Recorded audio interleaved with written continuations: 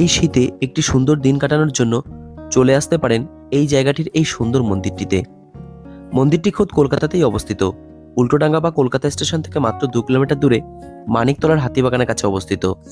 মানিকতলাগামী যে কোনো বাসে উঠে পড়ে হাতিবাগানের কাছে গোড়বাজার বাস স্টপে নেমেই হাঁটা দূরত্বে রয়েছে এই সুন্দর মন্দিরটি। চোখ ধাঁধানো এই সুন্দর মন্দিরটিতে রয়েছে বহুমূল্যবান পাথর, সাদা মার্বেল ও গ্লাস মোজাইক করা রয়েছে। মন্দিরটির সামনে রয়েছে একটি বাগান ও বেশ কিছু ইউরোপিয়ান মূর্তি। উত্তর কলকাতার এই সুপ্রাচীন ঐশ্বর্যময় মন্দির দর্শন করতে প্রতিদিন প্রচুর মানুষের সমাগম ঘটে। 1867 সালে রায় বদ্রীদাস বাহাদুর মুকিব এই মন্দিরটির প্রতিষ্ঠা করেন। মন্দিরটি খোলা থাকে সকাল 6টা থেকে দুপুর 12টা পর্যন্ত, আবার দুপুর 3টে থেকে রাত 8টা পর্যন্ত। মাঝে 3 ঘন্টা কিন্তু মন্দিরের মেইন গেটের বাইরেই সবাইকে বাইরে বের করে দেওয়া হয়। এরকম আরও অনেক তথ্যপূর্ণ ভিডিও দেখার জন্য ভিডিওটিকে লাইক করে চ্যানেলটিকে সাবস্ক্রাইব করে অনুরোধ রইল।